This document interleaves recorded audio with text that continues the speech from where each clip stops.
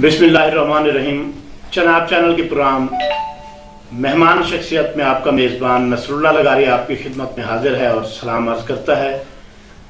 नाज़रीन, जैसा कि आप जानते हैं कि प्रोग्राम मेहमान शख्सियत में हम मुजफ्फरगढ़ की अहम शख्सियत से आपकी मुलाकात करवाते हैं।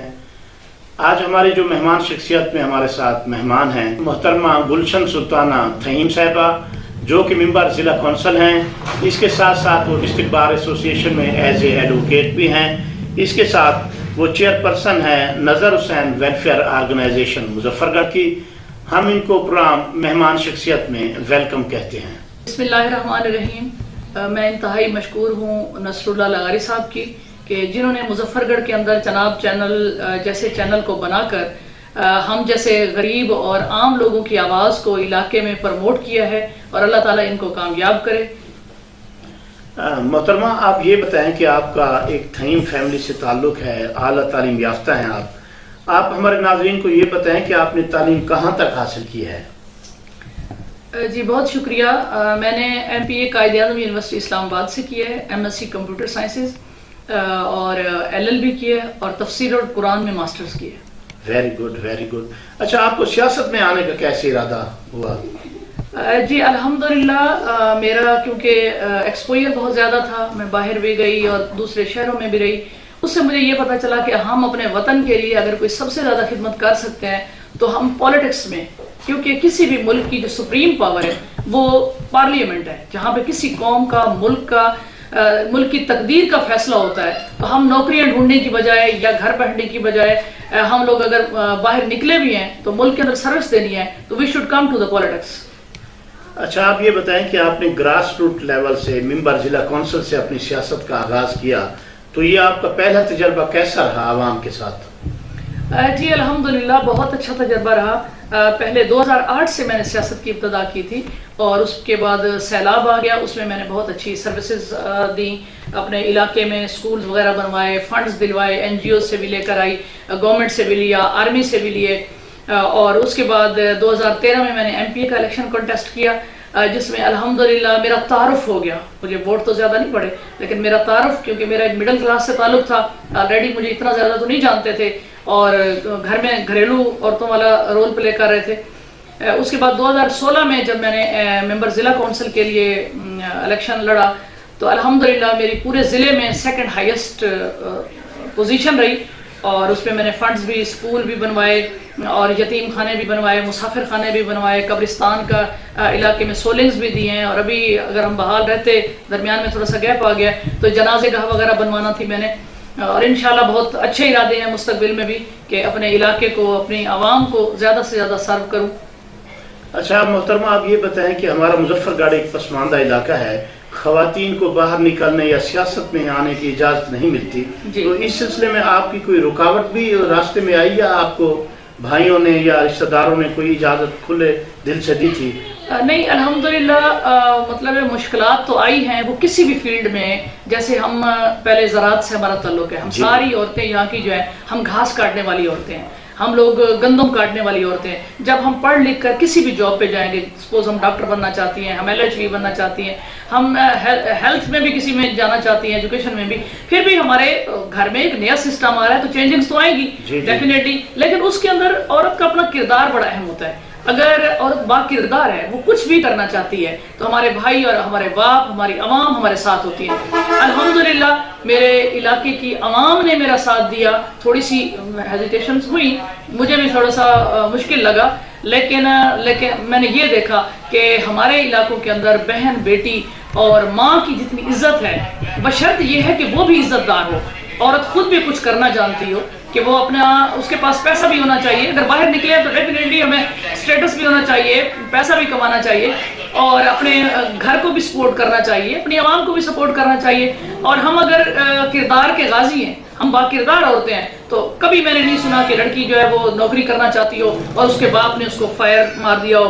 कभी नहीं सोचा, हमने देखा کہ عورت جو ہے وہ مطلب پڑھنا چاہتی ہے تو اس کے باپ نے اسے قتل کر دیا. جب بھی عورت کا کبھی قتل ہوا ہے نا تو وہ عشق کی کہانی سے ہوا ہے. اس کو مرضی کا خامد چاہیے ہوتا ہے. یہ لوور کلاس کی خواتین یا ایک چھوٹی مینٹیلٹی عورت اپنے اندر جب رکھتی ہے نا تو ڈیفینیٹلی وہ کسی کا بھی مرد ہو اس نے اسٹیپ لینا ہوتا ہے. جب ہماری عورت اپنا مشن اچھا نہیں رکھے گی, اپنے آپ کو اچھے مشن کے لیے پروموٹ نہیں کرے گی, تو حضرت بی بی زینب ہمارے سامنے مثال ہے کہ آپ نے دین بچایا.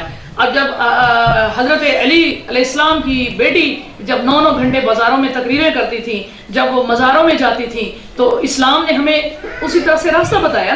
تو ہم اپنے ملک کو کیوں نہیں بچا سکتی؟ ہم بیٹیاں, ہم بہنیں, اگر ہم بھی ان کے راستے پر چل سکیں تو یہ ہمارے بھائی اور ہمارے باپ, ہمارے یہ علاقہ اتنا برا نہیں ہے جتنا ہم نے ان کو کہا ہوا ہے. ویری گڈ, بہت خوبصورت انداز میں آپ نے خواتین کی نمائندگی کی ہے. اچھا محترمہ, آپ یہ بتائیں کہ آپ ایز اے وکیل, ایز اے چیئرپرسن نظر حسین ویلفیئر آرگنائزیشن اور ایز اے سیاستدان, یہ آپ نے 3 حصوں میں اپنے آپ کو تقسیم کیا ہوا ہے. آپ کا مستقبل وکالت ہے, این جی اوز ہے یا سیاست ہے؟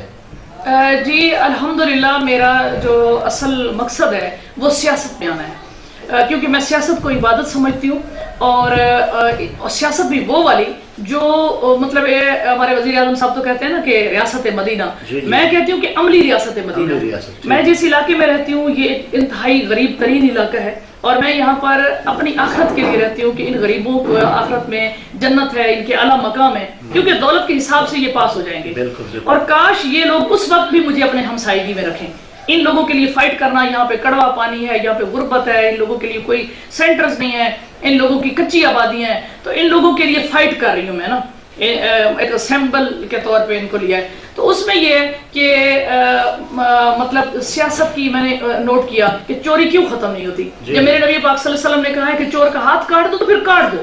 ہماری عدالتوں کے اندر جو نظام ہے وہ یہودی کا نظام ہے, 5 سال سزا دے دیں, 10 سال سزا دے دیں, جب مجرم ثابت بچ جاتا ہے تو جرم بھی باقی رہ جاتا ہے. اسی طرح زنا کی کوئی سزا نہیں ہے کہ سنسار کیا جائے. والدین کو جو لوگ اپنے گھروں سے نکال دیتے ہیں یا نافرمانی کرتے ہیں, میرے نبی صلی اللہ علیہ وسلم نے ان کو سنسار کیا تو سنسار کرو. جو سزائیں اسلام کے اندر ہیں دے آر دا پرفیکٹ. اب ہماری باتیں کرنے سے یا مطلب ہے کہ ہم کبھی میلاد کروا رہے ہیں, کبھی ہم مجلسیں پڑھ رہے ہیں, اس طرح دین نہیں آئے گا. دین اس طرح آئے گا جیسے میرے نبی صلی اللہ علیہ وسلم نے کہا ہے. اسی طرح سے جو اولاد کی اچھی تربیت نہیں کرتا, میرے نبی نے جس طرح کہا اس کو سزا دی جائے. جو والدین کی وبالوالدین احسان, جن نے والدین کے ساتھ ظلم کیا ہے, جو ان کو گھروں سے نکالا ہے, کہ بزرگوں کی گھر میں عزت نہیں ہے, اس کے لیے بھی ہمارے اسلام نے سزا دی ہے کہ اس کو بلایا جائے, جرگے بلائے جائے, پنچایتیں بلائے جائیں. اب پچھلے دنوں میں مجھے کہہ رہے تھے کہ آپ جماعت اسلامی کے اوپر, کیونکہ آپ اسلام کی باتیں کرتی ہیں, اسلامی کے اوپر وہ ایکشن کنٹیسٹ کریں. میں نے کہا جی نہیں, اس لیے کہ جماعت اسلامی میرے لیے بہت قابل احترام ہے. میں خوش ہوتی ہوں کہ چلیں اللہ کا نام لینے والا کوئی تو ہے, لیکن پرابلم یہ ہے کہ دے آر ناٹ پریکٹیکل, وہ عمل نہیں ہے. میں نے کبھی نہیں دیکھا کہ منور حسن صاحب ہے یا کوئی ہے, کبھی چور کا ہاتھ کاٹا ہو, کبھی زانی کو سنسار کیا ہو, کبھی شرابی کو کوڑے لگے ہوں, کبھی ماں باپ کے نافرمان کو کوڑے لگے ہوں. جب ہم پریکٹیکل نہیں ہے تو اسلام باتوں سے نہیں آئے گا. ماں باپ کی نافرمانی ہم نے اولڈ ہاؤس بنا لیے, یہ تو یورپ کا نظام ہے. ماں باپ کو اولاد نے نکال دیا, وہ بڈھے اور بڑھیاں جو ہے نا وہ یورپ کی طرح old house N G Os لا رہی ہیں. This is not good, and this is not fair. جس بیٹے نے یا بہو نے ان کو نکالا ہے ان کو سزا دینی چاہیے, ان کو گھروں سے باہر نکال کے یہاں پہ پولیس ڈپارٹمنٹ بھی قانون کو وہ کرے, اور M P S M N S جو ہم کونسلرز ٹائپ لوگ ہیں, ہمارے دیرے بننے چاہیے, ہم یہاں پہ پنچایتیں ہونی چاہیے, یہاں پہ جب سزا جزا, اس سے بہتر تو جو پہلا نظام تھا وہ تھا. بیسیکلی پولیٹکس میں آنے کا مطلب یہی ہے کہ وہاں پہ میرا کوئی کچہری کے اندر مسئلہ حل نہ بھی ہو, اوپر میں جا سکوں نہ جا سکوں, یہ میرا دیرہ ہے. یہاں پہ میں عملی ریاست مدینہ کی ایک کچہری لگاتی ہوں. ہر ہفتے میں میرے محلے کے, میرے علاقے کے غریب لوگ ہم اکٹھے ہو جاتے ہیں, ہم اللہ کی باتیں کرتے ہیں, کہ رسول اللہ صلی اللہ علیہ وسلم کی باتیں کرتے ہیں کہ آپ نے کیسے کیا, کیونکہ اس طبقے کو اٹھانا, ان لوگوں کو صراط مستقیم پر لے آنا, ان کو نماز سکھانا, ان کو اللہ کے احکامات قرآن مجید کی تعلیم دینا. سیاست میں صرف اس لیے آنا چاہتی ہوں کہ اسے عبادت سمجھ کر کہ, اور پڑھے لکھے لوگوں کے لیے فائٹ کر رہی ہوں کہ we should come to the politics.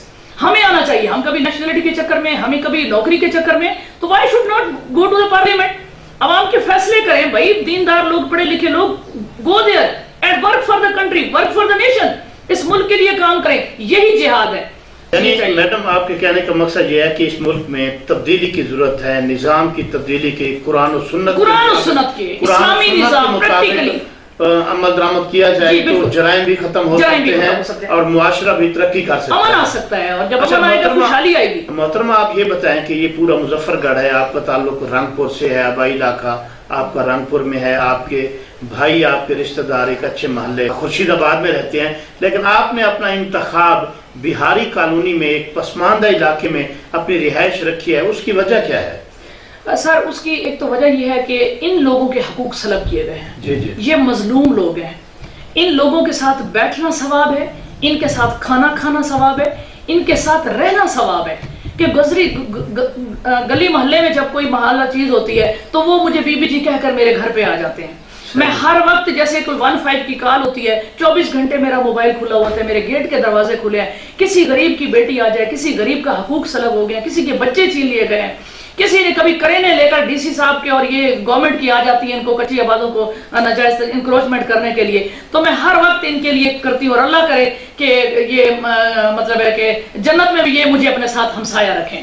یہ غریبوں کے ساتھ آپ کی بہت کھلی ہمدردیاں ہیں، تو آپ نے اس علاقے میں کوئی تبدیلی لانے کے لیے اقدامات کی ہیں؟ جی بالکل، میں نے ان کا جب کچی آبادی کے گھر گرانے کے لیے آئے تھے اس وقت میں نے گھر بچوائے، ایک گلی تھی وہ ایک کرسچن عورت تھی، گلی نہیں دیتی تھی، میں نے اس کو قانون کے ذریعے اس کا سٹے لیا اور لوگوں نے اس کا نام گلشن سلطانہ والی گلی رکھ دیا ہے۔ ابھی ڈی سی صاحب کو میں نے کہا ہے کہ یہاں پہ ایک سلائی کڑھائی کا سینٹر بھی دیں ان عورتوں کے لیے، تاکہ یہ عورتیں جو ہے مطلب اپنی روزی، ان کو روزگار نہیں ملتا، ان کے 4 بچے اگر ٹی ایم اے کی طرف سے گٹر میں چلے گئے ہیں نا تو آج تک کسی نے کوئی امداد نہیں دی۔ یقین کریں کہ بہت مظلومیت ہے، اور پھر یہ تو ہاں تو میرا گھر ہے جہاں میں 24 گھنٹے کام کرتی ہوں، لیکن میں علاقے میں باقی علاقے میں بھی چلی جاتی ہوں، رنگپور سائڈ میں بھی، این اے کا بھی اور ایم پی اے کا علاقہ، سارا جہاں بھی میرے سے ہو سکتا ہے میں اس کی بھی ہیلپ کرتی رہتی ہوں۔ اچھا آپ یہ بتائیں محترمہ، جیسے اب الیکشن عام انتخابات ہوتے ہیں یا بلدیاتی الیکشن ہوتے ہیں، آپ کا کیا ارادہ ہے، آپ کس سیٹ پر الیکشن لڑنا چاہتی ہیں؟ جی انشاءاللہ میری پوری تیاری ہے، ہماری میری جو اپنی قائمہ کمیٹی ہے،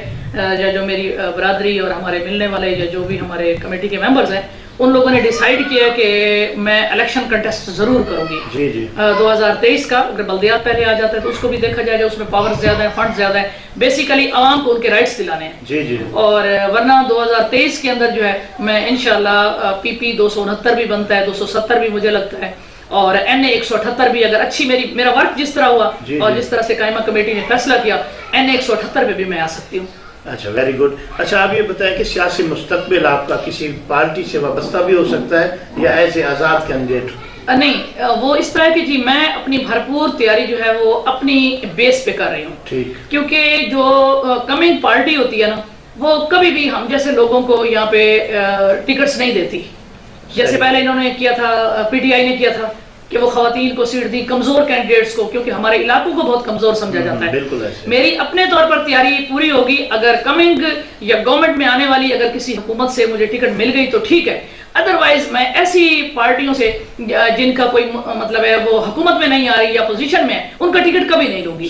سپوز کسی نے پیپلز پارٹی کی ٹکٹ کے اوپر اگر این پی اے کی یا ایم این اے کی سیٹ نکالی ہے تو وہ مطلب فضول ہے، 5 سالوں میں انہوں نے ایک چیز ڈیلیور نہیں کی، کوئی نون لیگ میں تھا تو اس نے ڈیلیور نہیں کی، جو آزاد ہو کر پی ٹی آئی میں چلے گئے پھر بھی وہ بہتر رہے کہ انہوں نے کچھ نہ کچھ ڈیلیور کیا ہے۔ ہم عوام کے لیے جاتے ہیں، ہم ورڈز لینے کے لیے جاتے ہیں، ہم اسمبلیوں کے اندر اس طرح نہیں ہے کہ ہم لوگ اپنی مرضی سے گئے ہیں اور جناب اپنی تنخواہیں لے کر اور اس کے بعد واپس آ جاتے ہیں۔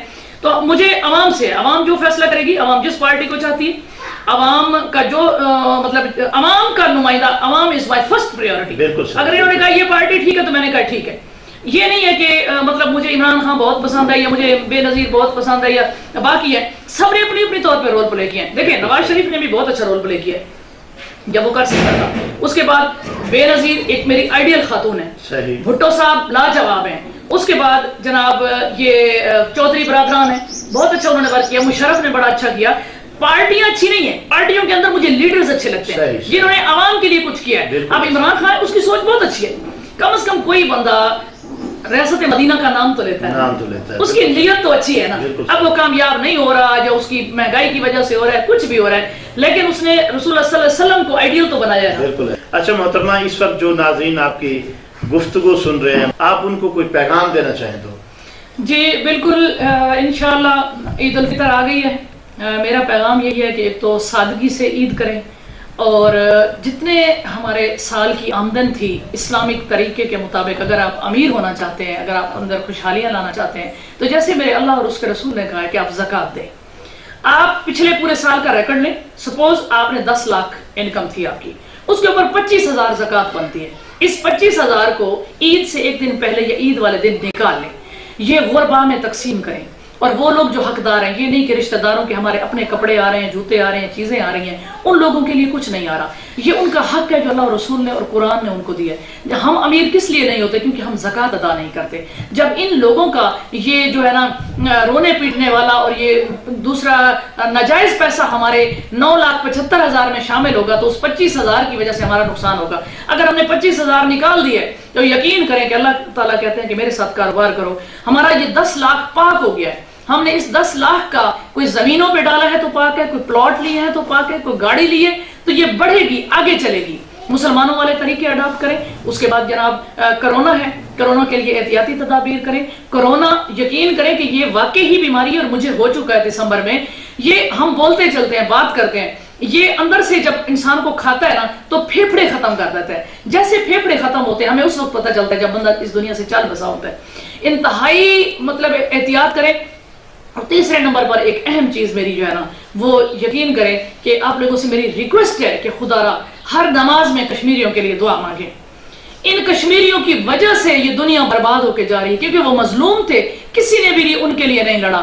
عید نمازوں میں آپ یہی دعا مانگیں، 5 وقت نمازوں میں اللہ تعالیٰ کر ہم چلے نہیں لڑ سکتے، ہم مودی کے خلاف نہیں لڑ سکتے، بھارت سے نہیں لڑتے، دنیا سے ہم غریب لوگ ہیں، ہمارا ملک کمزور ہے، لیکن ہم دل سے تو اس کو برا کہہ سکتے ہیں نا۔